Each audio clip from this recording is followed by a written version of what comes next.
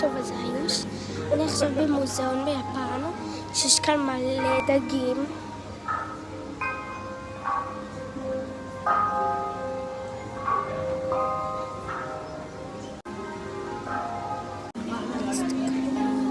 תסתכלו אחד שמן.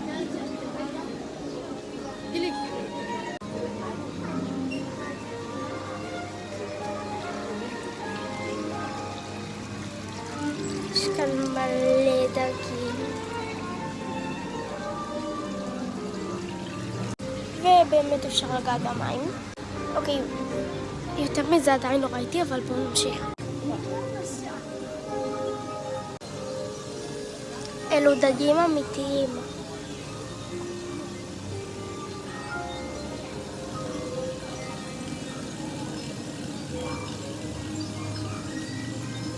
בואו לחלק 2.